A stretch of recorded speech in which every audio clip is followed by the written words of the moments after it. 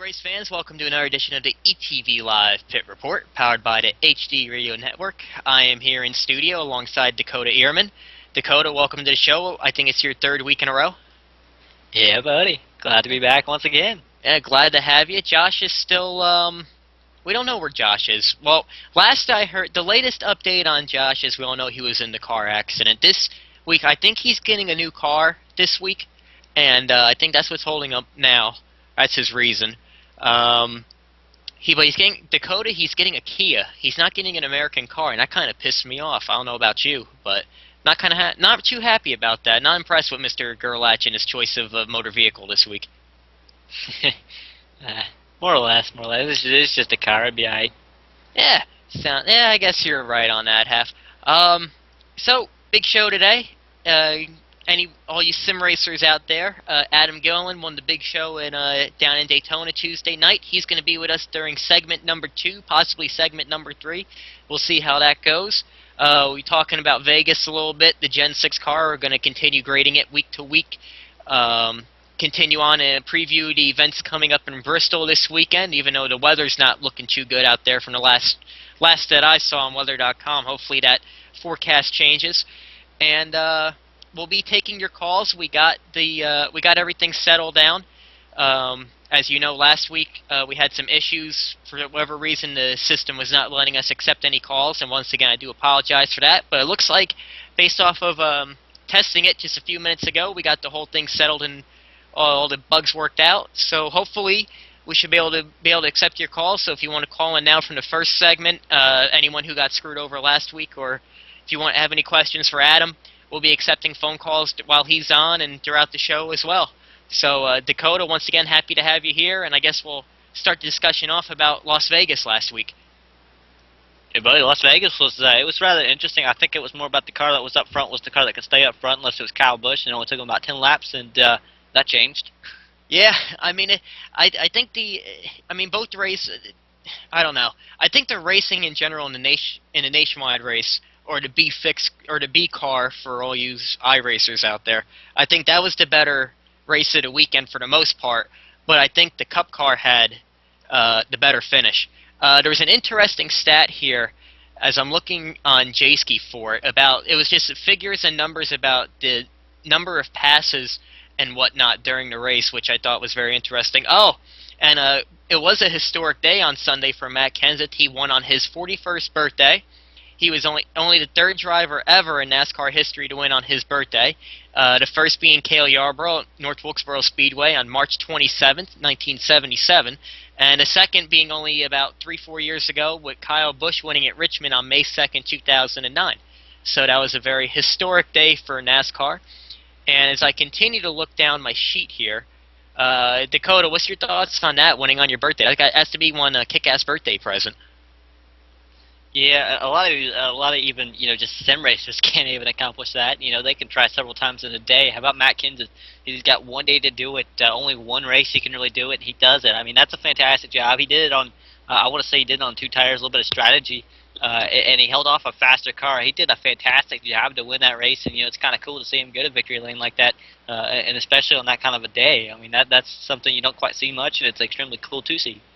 Yeah, and you mentioned the 2-tire thing. That's one thing that bothered me about the finish of the race. Casey Kane was the dominant car today.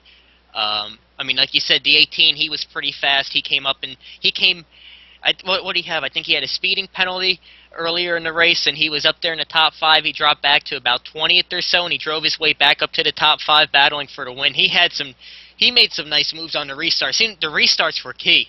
I mean, Kyle Busch, he was for one that made that apron work going into turn 1 there. I know Keselowski tried it a couple of times. Sam Hornish Jr. used it on his way to victory Saturday in the nationwide race, and the restart seemed to be key.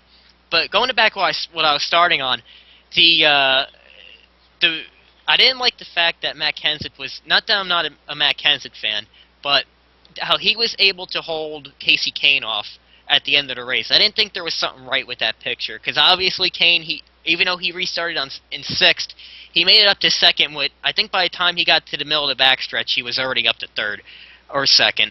And I didn't like the fact, even though he only took right side tires, he still had fresher tires than Matt Kenseth, who elected to take no tires actually, and just a fuel only stop to get that track position. And on no tire. Well, obviously he had tires, but on old tires, excuse me, he was able to hold off the fastest, most dominant car today. And I think that came more down to one, the tires way too hard for these. There needs to be more wear, and Goodyear needs to work on that. And two, the aero push, what Denny Hamlin was talking about after the race at Phoenix, that got him fined 25 grand. I think that played a major role in the finish of the race as well. Yeah, definitely. And I mean, when you go back to Kyle Busch and restarts and coming through the field, I do want to go back to that. You got to go back to Phoenix in the nationwide race, beat Carfrey, again, the sim racers there. But, I mean, he was penalized. He went all the way through the field, came up, had a dominant car. I think this guy, he's learned a lot, but I don't know. They're a little shy. It's like they come up just a little bit little shy sometimes when it comes to the Cup Series. And I'm not personally a Kyle Busch fan, but, I mean, that's going to be killing him.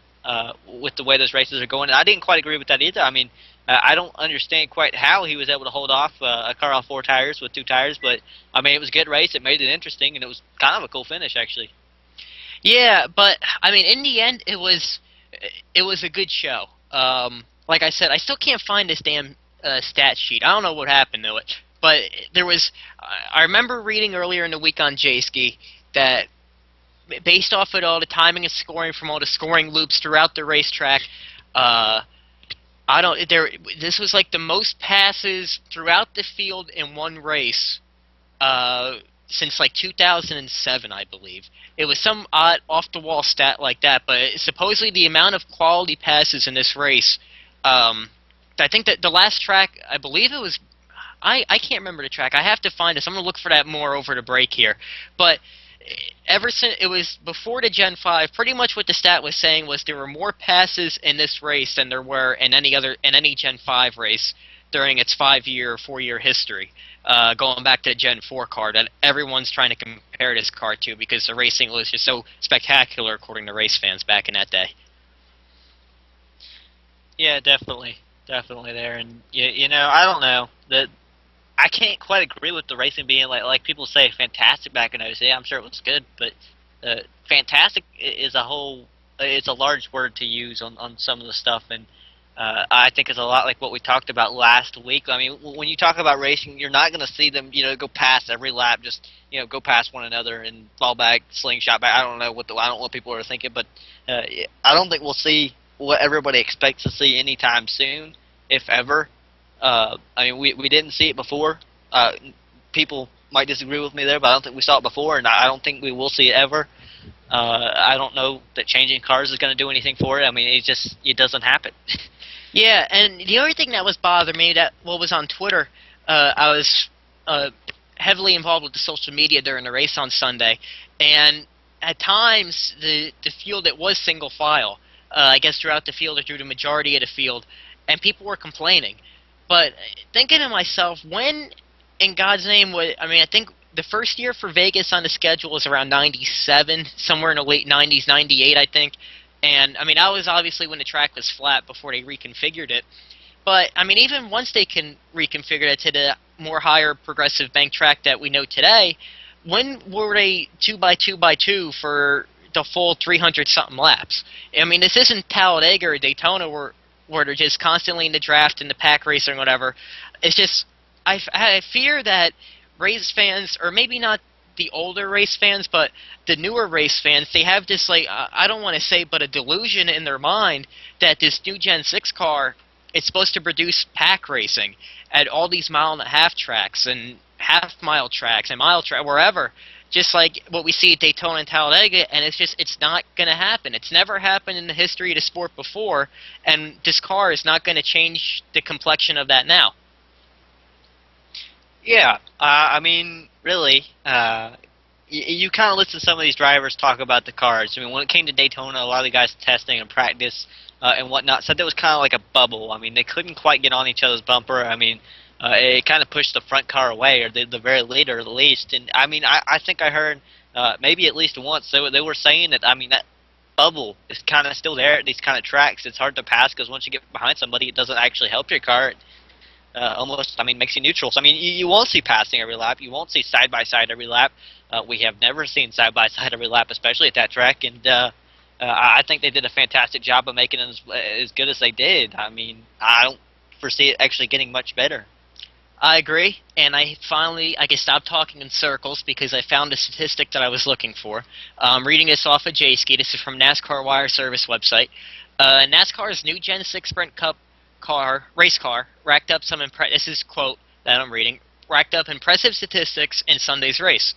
The official race report reads 22 lead changes among 8 drivers, with the 22 lead changes being the most at Las Vegas since 2007, the year before the Gen 5 car, the Car of Tomorrow, was introduced at the intermediate racetracks. Intermediate racetracks are tracks that are a mile and a half. Beyond those numbers, NASCAR's loop data, which there were 10 scoring loops at the track on Sunday, showed a phenomenal 2,342 green flag passes throughout the race, compared to only 1,301 last year with the COT, which I find to be a staggering number.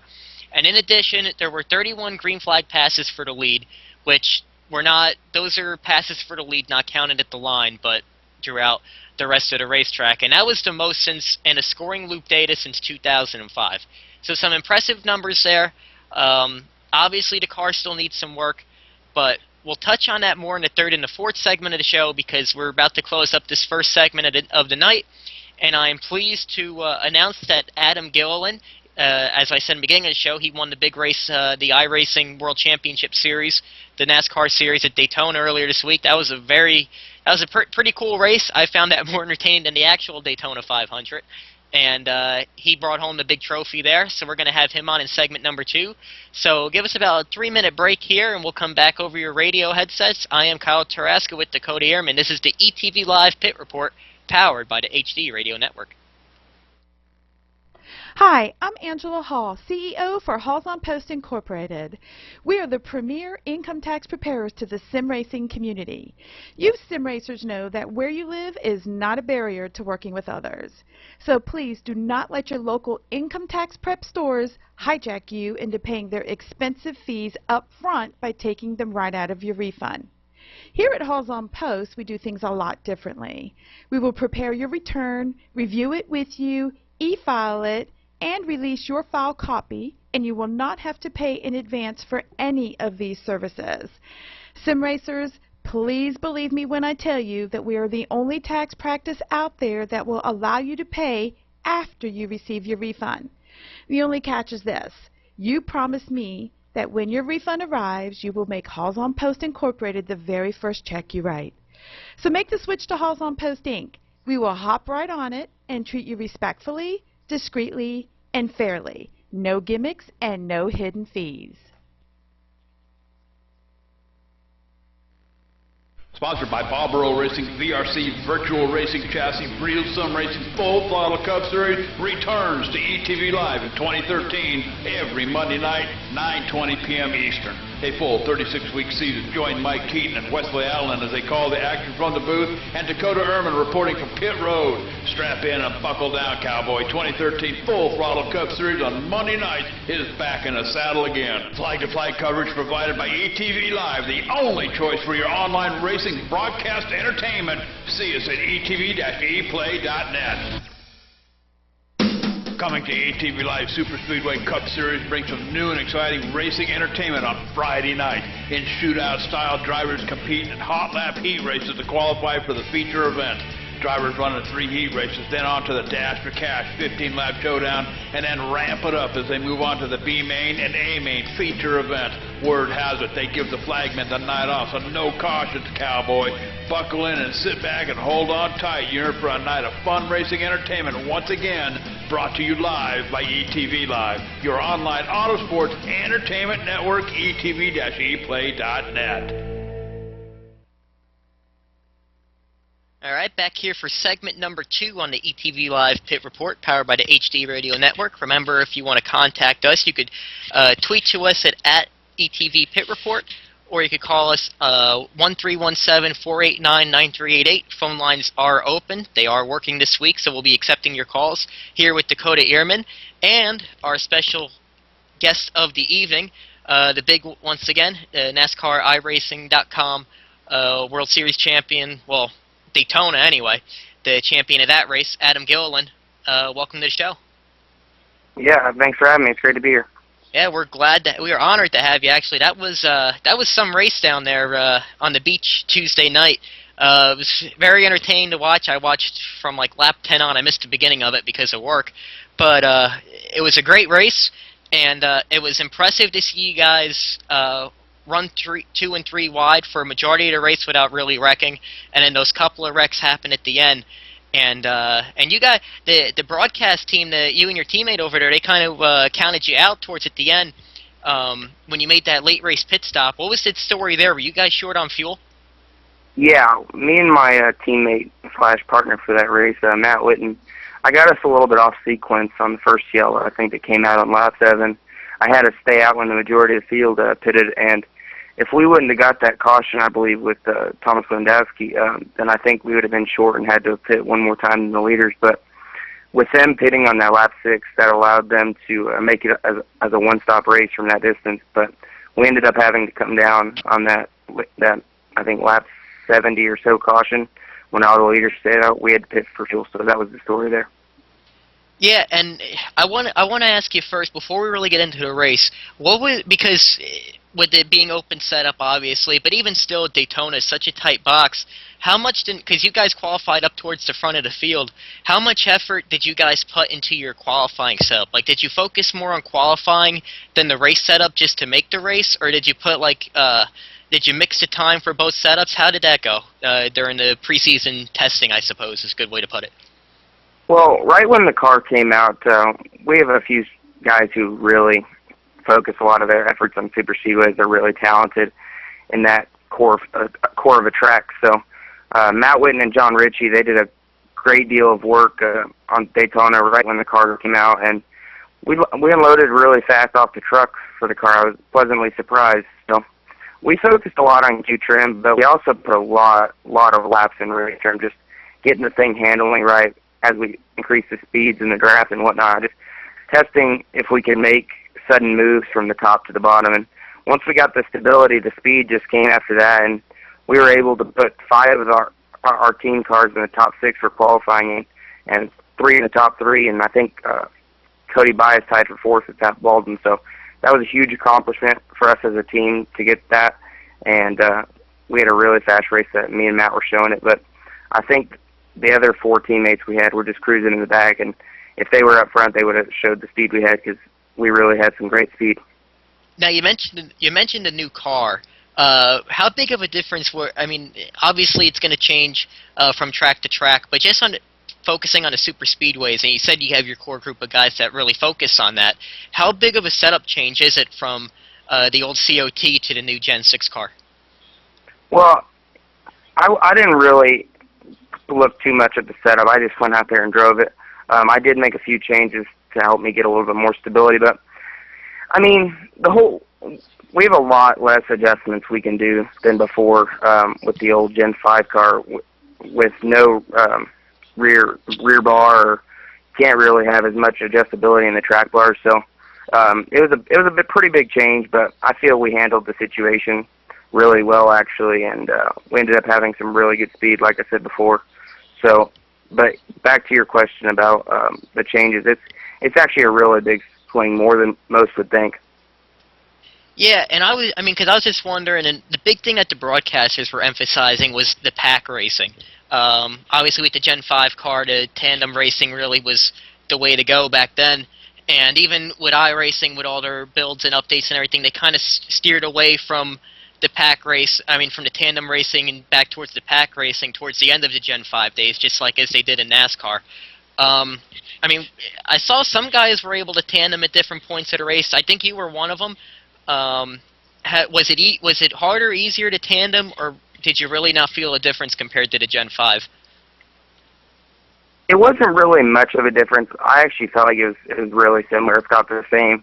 But you could absolutely tandem if you wanted to. what I think the biggest thing was, there's actually two big things that I noticed that made it for pretty big pack racing, was the fact that the speeds were obviously increased before. I think a good six miles an hour is what I was seeing compared to the old car, and that's just keeping everyone bunched up. And another thing I noticed is you can't really push lately here, the iRacing servers have been having some latency issues, and people didn't really push, or they took the chance of getting bumper hooked, as we saw in quite a few races, including the NISWC shootout the week before. So a lot of guys were just taking caution and making sure they weren't victim of getting bumper hooked, and I think that played large part into the pack racing you saw Tuesday night. And Adam, Dakota here, and I know me and you, we like to call the Friday night Super Speedway Cup events there, and watching those events, does that help you going into a race like Daytona International Speedway with the DWC? Yeah, well, I enjoy watching those races, actually, and helping you guys out and announcing those, but I've always just been really good at super speedways. I think I've got 5 or 6 over 5,000 straight-to-field wins, including Season 3 in 2011, Season 1 and 2 in 2012. I've just really always liked super speedways and had a knack to stay up front, but obviously I learned the stuff, but you can't really learn too much if you're not really in a race, but you can obviously see how other people's tactics works, and if anything, it helped me a little bit, but I wouldn't say it helped me terribly too much.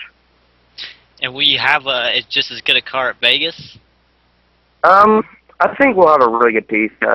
I actually really well in the races that I ran here last week in the A Series, so I'm actually really excited. I'll have not as much practice as the other guys, but I got my practice in early. I'm hoping, well, I'm not hoping, but I know my team will have my back, because I'm out actually on vacation right now, but when I get back, we'll be ready to dig at Vegas, and the team's been building some really good pieces. We've been doing some R&D work at not only Daytona, but Vegas, Bristol, Phoenix, all these tracks, get prepared for the upcoming weeks. Yeah, that kind of leads me into my next question, because obviously with the new Gen 6 car, the season got delayed a little bit. Usually you start the Tuesday following the Daytona 500, but everything got pushed back, waiting for the Chevy SS and the Ford Fusion to come out. And usually the season goes every other week. And I know this week, and it's not only this week with Daytona and Vegas being back-to-back, but I know there's about maybe 2 or 3 times in different points of the season where you're going to run back-to-back weeks. Do you feel it's going to mess you guys up at all? Like you said, you were doing a lot of R&D. Do you guys usually have like a strict schedule with that, like 1 week to race, 1 week to test, 1 week to race, 1 week to test, and so on? Or or with the new change of plans, did you have to really practice, months ahead, or not months, obviously, with the new car, but like weeks ahead for this? Yeah, absolutely. That's a great question.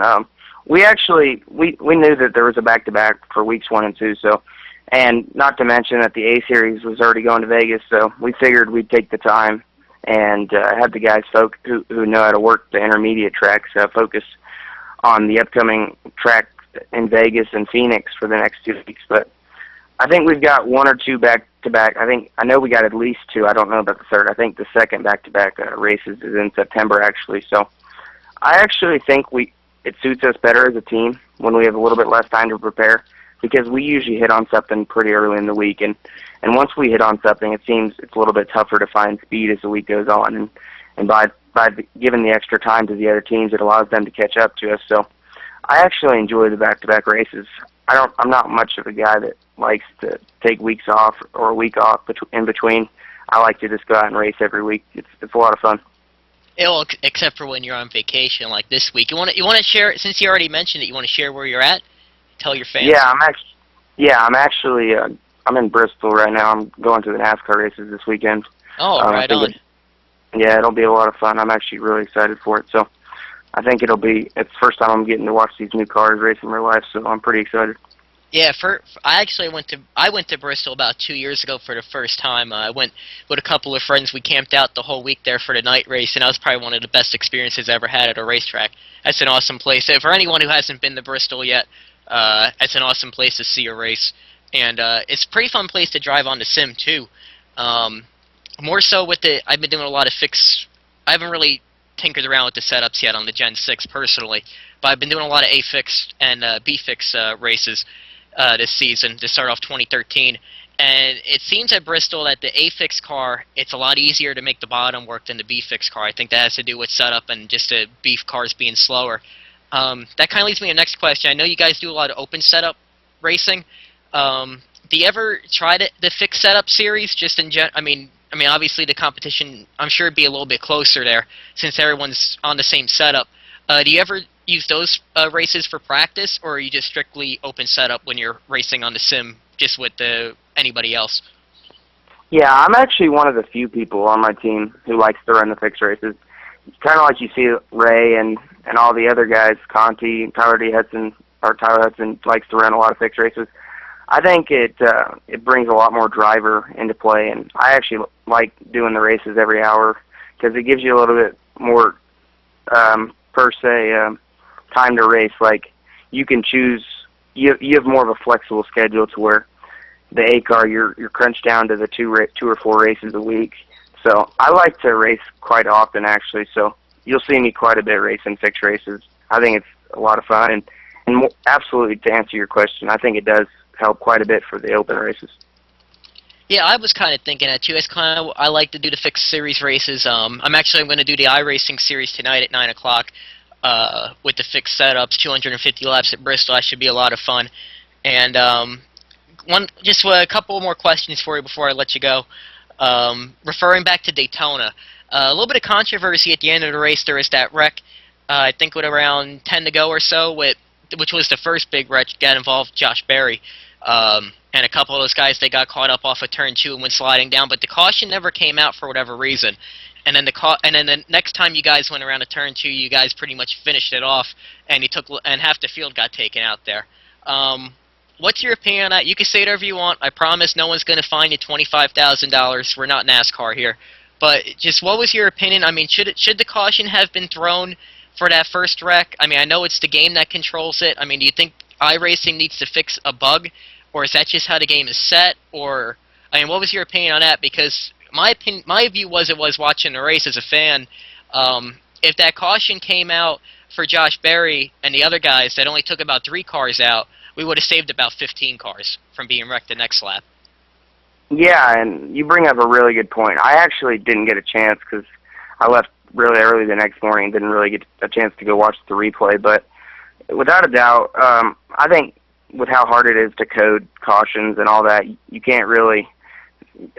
It's hard to code when cautions should be thrown. So I didn't really get a chance to see it. But if what you're saying is true, that 3 cars wrecked and then the next lap they ended up wrecking even more, it would have been probably the smarter thing to have the caution with the 3-car wreck than to wait the lap and then have the 15 cars crash. But iRacing, they have the ability to throw the caution whenever they please or whatever, but they're doing a great job adminning the series. So I don't think a manual caution should have been thrown, but if anything, maybe a little bit more adjustability in the coding to help cautions be thrown for smaller wrecks that take out more than 2 or 3 competitors.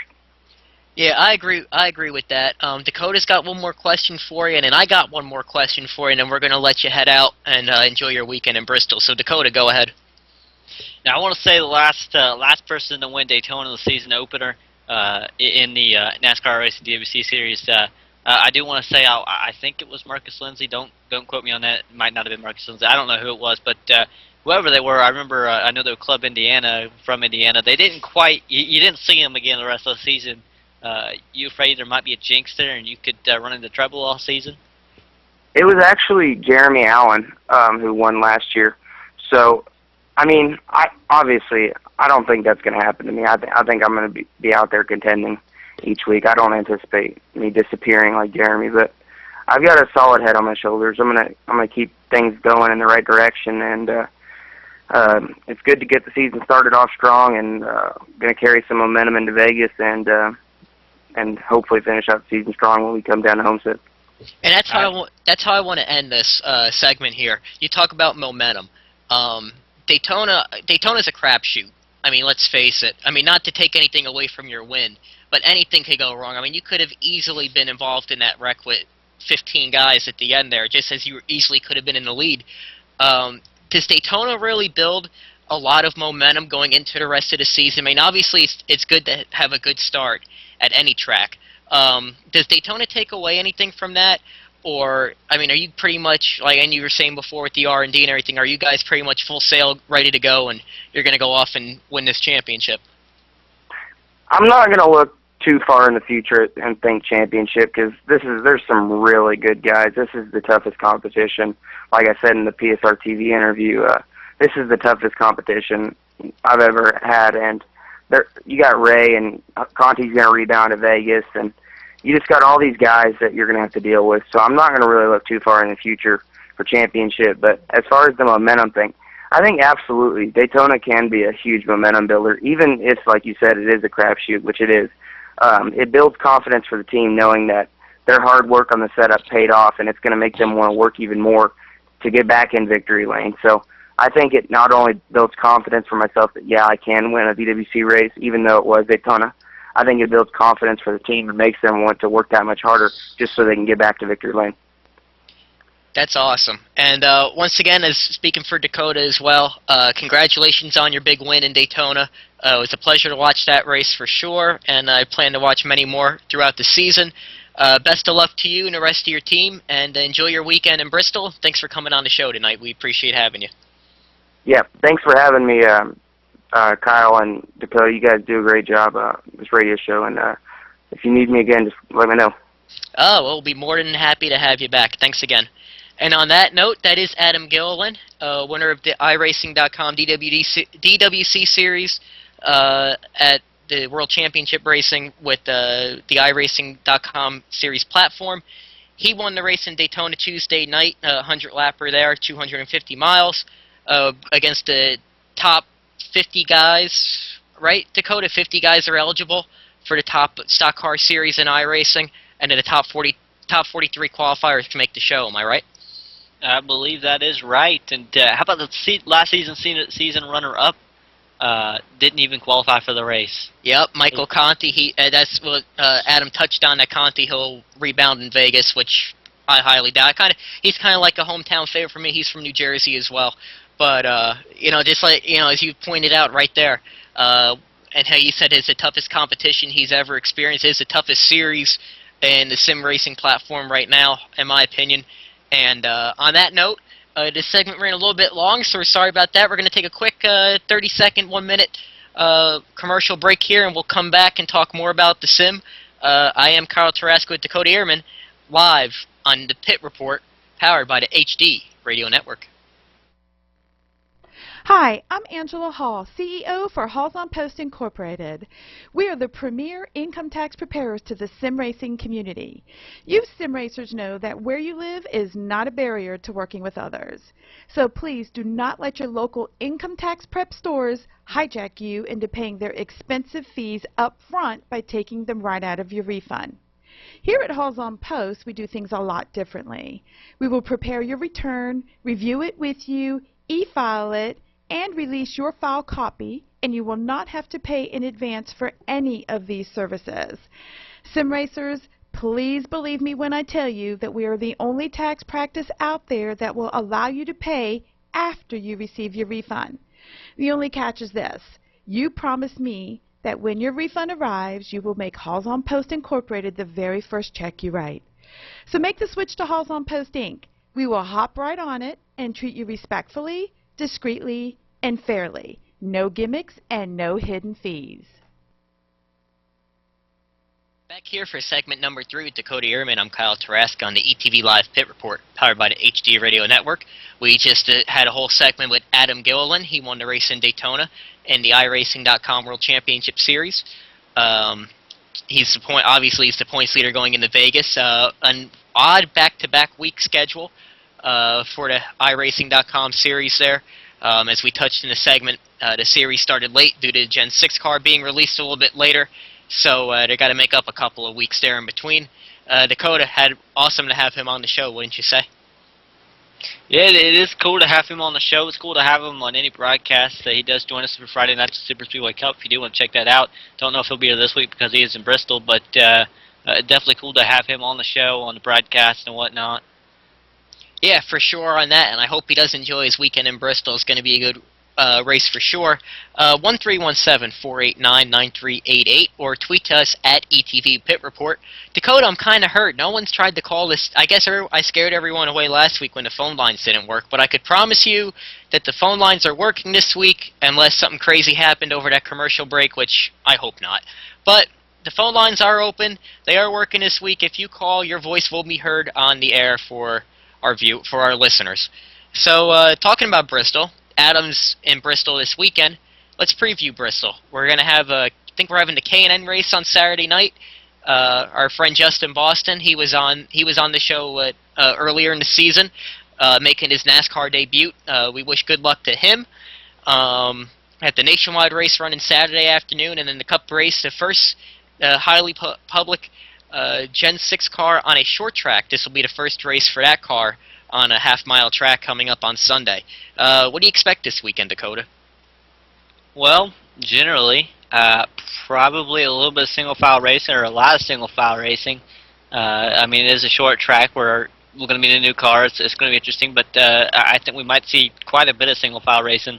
If they do go, too wide, it's going to be kind of dangerous. Don't know what the car is going to do, and with the air and just the body seeming the way it is, it seems like it's hard for these guys to get around each other and hang in there. So I think we could see, like I said, maybe a few wrecks or whatnot. It's going to be interesting to see how the surface plays out, because as you know, after the spring race last year, when the fans pretty much, they used the excuse out of why the people aren't going to the race anymore, because of the track surface, where it's not just a bump and run anymore. It's guys be able to run 2-3 wide and actually race, which I don't know why everyone's flipping out about that. I mean, I think if the guys could race, they could race, but that's just my opinion of it. So they grinded the outside groove down to which the purpose was to take grip away from the outside, and even because with the progressive banking now, where the guys could run the outside, where that groove had the same amount of banking as the middle lane, and the middle lane only had slightly a higher amount of banking than the inside lane, to hopefully push the drivers down to the bottom, make the track narrower in a sense, and actually the complete opposite happened in the race in August. It took all weekend after the truck race, the modified race, and the Nationwide race, but once they got enough rubber up on that grinded groove on the outside of the track, it actually turned out to be the preferred line, because by the track officials grinding that outside lane, it was almost like they repaved that section of the track, and it was fresh pavement that was never touched before, and once they got some rubber in there was a lot of grip, and that turned out to be the fastest way around. And like how you said, single file racing, and there was a lot of bumper beating and banging, and it was kind of like how the racing used to be at Bristol before they repaved the track, but instead of them running up on the bottom, they were all running up against the wall, and it kind of made for some real exciting racing. Yeah, I think we'll just have to see, what they do practice-wise. I think that'll give a pretty good hint at what it's going to be like, minus the fact that they probably won't run in groups, but or large groups to say the least. But I think the practice will give it away. We'll just have to see. Nationwide race, I want to say that would be a good example of what the racing will be like. But I think we've seen a little bit better racing in the Nationwide cars than we have the new Gen 6 car. But these I love those little Nationwide cars. They're a lot of fun to watch, and especially drive on the iRacing sim. So I really think that it's kind of cool for them to race the way they do. We'll just have to wait and see what happens. Yeah, the Nationwide car is great. I mean, obviously, the new Gen 6 cars, they have more of that production car look to it compared to the new Nationwide car from a couple of years ago. But, I mean, I think the Camaros look awesome in the Nationwide series. I mean, the Camrys, the front. I mean, see, the problem is with the Nationwide car, it's just the noses that changed to give them more brand identification, which is fine. But in the Cup car, as we all know, the whole body, I think, except for the rear deck lid, that's the only piece of the car that's exactly the same on every car. But I mean, going back to Nationwide car, the car looks good. It's a very raceable car. One thing I want to touch on that I noticed in the Nationwide race on Saturday in Las Vegas, which I found interesting, they call them, I think they refer to them as bunny ears, but those extra plates that are on, Dakota, you know what I'm talking about on the Nationwide car, the extra plates that raise up the spoiler about another inch on each end. They're add-on plates, and NASCAR gives the teams the options to run those plates if they choose so. Because obviously, the more spoiler you run, the more downforce you give to the car, the easier it's supposed to be to drive around the track. What the Gibbs cars did last week, they only had that right plate on, like on the left side of the spoiler, where not as much air hits the spoiler compared to the right side. They took that plate off, so it was essentially flat across the top of the spoiler, and then there was that little lip on the right side of it to give them some type of advantage, and it seemed to help. All 3 cars were running in the top 5. I just wonder, not so much for Bristol, but maybe for the other mile-and-a-half tracks, if other teams take note of that, and maybe they try something like that moving on weeks ahead. Yeah, I didn't even, I hadn't really much noticed that, and I didn't get to really see the nationwide race, but I guarantee you will see teams take advantage of that, especially after they've done it. They know everybody knows about it now, I'm sure, and it will be used without a doubt, but it's going to be one of those things where you got to figure out how it's going to work to your advantage, really, because you never know with those things. Yeah, and especially with the newer generation cars, the cars are just put in such a tighter box than what they used to be. You can only do so much, so any type of little advantage that you could find. I mean, no secrets are really kept in the garage anymore. It's very hard to keep a secret. I mean, look back to last year with the rear end housings, that what the Hendrick cars were doing, having the cars really yaw out. They pretty much perfected that system, and they pretty much dominated the spring half of the season last year, and then by the summer it seems like the rest of the teams caught on, and eventually Brad Keselowski won the championship. It'd be interesting to see how that evolves. Maybe we'll see that come into play this week with that spoiler. Maybe we'll see some other new tricks out on the track. My pick, I think Kyle Busch is going to sweep the weekend. As much as I guess I don't want to say, he's become one of the kings here at Bristol. I mean, him and Keselowski, they've won the X amount of races here lately. And I think that's going to be. I think he's going to be able to handle it up against the wall there. They seem to, ever since his Monster Energy team has reconformed with Gibbs again, and not really on his own, but once again racing under the Joe Gibbs banner. They really got their stuff together on the Saturday side, and Sunday he's hungry for a win. He came close last week. He's been close all season long. I mean, Phoenix, he qualified 4th, and he had that engine issue, and he overdrove the car coming up through the field, and he would have been a contending car there if he didn't wreck it. Daytona had the engine issue. Last week he almost won. He had that penalty. I just feel that the stars are going to align for Kyle Busch this weekend, and I really think he's going to sweep the field. Well, I gotta, just because we're on a radio show and tend to argue, I'm going to go ahead and argue with you here and disagree. And I think because Casey Kane had the dominant car last week, I think they know how to get that 5 car to victory lane. Charlotte's a good example. I think the mile-and-a-half tracks more suit him, but I think this week is the week maybe Casey gets back to victory lane. If not, it's going to be one of the Hendrick Motorsports cars. I think it's their turn to get back to victory lane again already. And in the nationwide race, just being a junior fan, you got to go with Regan Smith. Just to oppose Kyle Busch. I doubt that he'll win, and you'll probably see someone more along the lines of Keselowski go out and win the nationwide race.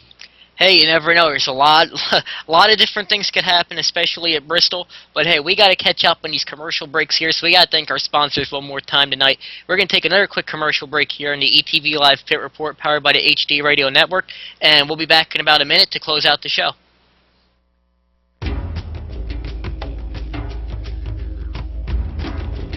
Gorilla Customs manufactures cockpit simulation controls and performance computers that are innovative and at the highest level of design and application standard.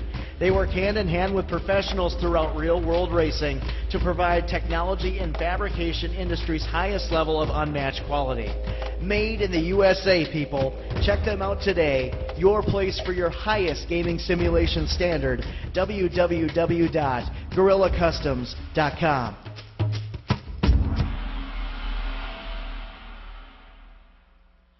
Team Racing Series returns to ETV Live on Tuesday nights following the Fast Track Racing Series radio show. After organizing a highly successful team series in 2010, Jerry Wolf is back with some kick butt, take no prisoners, team racing action like you have never seen before. The ETV Live Team Racing Series is sponsored by HD Radio Network, live on Tuesday nights from 9 p.m. Eastern. Don't wimp out, dude. Catch the action live at etv-eplay.net. Back here for segment number 4 on this March 14th edition of the ETV Live Pit Report, powered by the HD Radio Network. We're done thanking the sponsors for tonight, and we're just going to close out the show, these final about 14 minutes here. Dakota, me and you, we just concluded that segment. So you're going with the Hendrick Parade this weekend, and I'm going with the Gibbs Parade at Bristol. I think that's the most fair assessment we can make after ending segment number 3. Yeah, definitely. It's going to be fun to see, and I can't wait to come back next week and rub it in your face because that's right. Yeah, we'll see about that. Josh Gerlach, he tweeted to me. Well, he tweeted to us at the ETV Pit Report. This was back during the first segment. We were talking about the green flag passes and all that other stuff. He made a comment that he hates me, which everyone hates me, so that's okay. And that strategy wins races. And this kind of goes back to Dakota, what we were talking about. And he brings up a good point. What we were talking about with the 2 tires and no tires, whatever. Kenseth won that race on strategy, which I don't have a problem with. That's good racing. I mean, it brings the whole aspect together that racing is a team sport. But my point is that the point I was trying to make there was that the car still needs to be worked. This car still needs to be worked on, excuse me. For Casey Kane to be dominating the way he was, to have fresher tires than Matt Kenseth. I mean, you could even tell if you saw the last 20 laps of that race, and they kind of showed from the blimp view or the helicopter, whatever camera they had from up above. It was almost like once Kane got to a certain point to Kenseth's bumper, he couldn't do nothing with him. The car just stalled. He was able to get up to him, but he couldn't get alongside of him. And I just think that's what Denny Hamlin was trying to make his point on after his comments on Phoenix, and that's the point I'm trying to make here. The Gen 6 car has plenty of opportunity, but it still needs to be worked on. And I just feel, as I'm not trying to take anything away from Matt Kenseth, he drove his ass off to win that race, but looking down at the statistics, Casey Kane should have won that race on Sunday, but that's just my opinion of it. And I am a Hendrick Motorsports driver, fan, just Coach Junior's there. But and I do like Case Kane. I thought Case Kane was pretty good before he went over there. He just couldn't get in the right team. And I think now that he's in the right car, he's one of those that should be winning. I think when Junior came over, everybody expected him to just be repeatedly winning a little back to back, which does not happen unless your name is Jimmy Johnson or Keselowski or Busch when it doesn't involve the championship. Either way, though, I think Casey Kane, he's one of those guys that I'd like to see win. He should be winning. He's just, not having the luck, it seems like. Things just not working in his favor, really. And when it does, it ends up like Charlotte at the 600, going out and winning the race. And that's one of the toughest races of the season because it's a whole another 100 miles longer. Yeah, and you know what? You just brought up an interesting point, and I think we could start a debate on this for next week's show. Are you ready for this? Yeah. Ready for my idea here? I think we could have a lot of fan interaction. For all you guys listening, you could tweet to us, go to the ETV Live Facebook page. I want everyone, I'm giving you guys a homework assignment, Professor Taraska right here. Grade the drivers like A class, B class, and C class. I just want to get an opinion of what everyone has an opinion of when it comes to the quality of drivers that we have on the track. Obviously you would have Jimmy Johnson as an A class driver currently with his 5 championships. And I'm not talking about what driver's done over their career. I'm talking about this year. Where do you think the guys are on talent? Give me your A-class guys, give me your B-class guys, your C-class guys, and everybody else. I just want an opinion on that. We'll round up some results over the next week, and we'll talk about it next show. I'll even put my list together. But we'll save that for next week. But that's everyone's homework assignment. So if you're listening, you have a job to do. And even if you want to call in, go for it. So that's our homework assignment for this week. And to continue on what we were saying, back to Bristol, like you were saying that the Hendrick cars are going to dominate this weekend. As a junior, everyone down here, they know I'm a junior fan too, so I kind of hope that happens. But I'm just going with my gut feeling here. I really think the Gibbs cars, and they've had a lot of bad luck, the Gibbs cars, with the engine changes and everything like that. They've really started the year off rough. And historically, Bristol's been a good track to Gibbs, especially ever since the COT era. Hamlin runs good there. Keswick has won some races there, and obviously Kyle Busch. Hamlin, he won the race there in August. So, hell, I do not see a reason why a Gibbs car can't win this weekend. I do not see a reason why a Gibbs car cannot dominate this weekend, Saturday and Sunday. So I think the racing is going to be spectacular. I think I'm going out on a limb. I'm going to say this will be the best race of the season to date, beating Daytona. Anything could beat Daytona. And then, although I thought Phoenix and Vegas were excellent races, I think this race will be more of what the fans are looking for. I think one of the storylines will not be what's going to be on the track, but outside of the track, we're going to be looking at in the grandstands to see how the crowd's going to be this weekend, Dakota. Yeah, and watch out for flying helmets. They do like to fly here. Well, not to make any jokes, but I'd rather see a flying helmet than a flying tire after going to Daytona. That's all I got to say. But, yeah. but like I said, I think one of the big stories of the weekend is going to be Bristol's been getting a bad rap here lately the past couple of years with the economy. 160,000 seats, and what was once the hardest ticket to get in NASCAR, they're not selling out anymore. It'll be interesting to see how good or how bad the crowd is Sunday afternoon. Well, I know at least two guys that are going to be there, so +2 in those grandstands. Adam Gilliland, and how about Mike Kirby from the Apex Times, a buddy of mine. Yeah, hey, well, at least we know that 2 people are going to be at the race this weekend out of the 160,000 seats available. But it kind of sparks the conversation I want to lead into. People talk about with the empty seats. I think this is another interesting debate. People talk about how the races, they don't sell out anymore, and they blame the product on the track. And I think that may have to do some of it, but I think most of it just has to do with the economy. The economy has not fully recovered yet, and it's not so much what the product that's on the racetrack, but the product outside of the racetrack. And when I mean product outside of the racetrack, I'm talking about hotel rooms. The quality, the amount of hotel rooms, and how well you don't want to stay when you go to a race weekend. If you're not staying in an RV and you're staying in a hotel, you don't want to stay at some dump off of the corner of the road. You want to stay at a nice place. And these hotels, how they jack their prices up. I remember I was looking, although we had a hotel already when I went to Daytona, in New Smyrna, which is only about 5 miles south of the track, like a Hampton Inn, there was a room that was like $500 a night. Like, who's going to pay that? It's not worth for the fans. It's not worth for the fans to go out there and pay this money to watch these races between tickets and hotel rooms, to go out there and pay this money when they could just sit home and watch it on TV. Yeah, definitely. And another thing is, ticket prices, admission prices, the things there like food, whatnot, and all that. That can be a little pricey too, and I think that kind of actually pushes people away from going to the track. A lot of races I'd just rather sit at home and watch it. And I actually have never been to a real NASCAR race. I've always watched them on TV.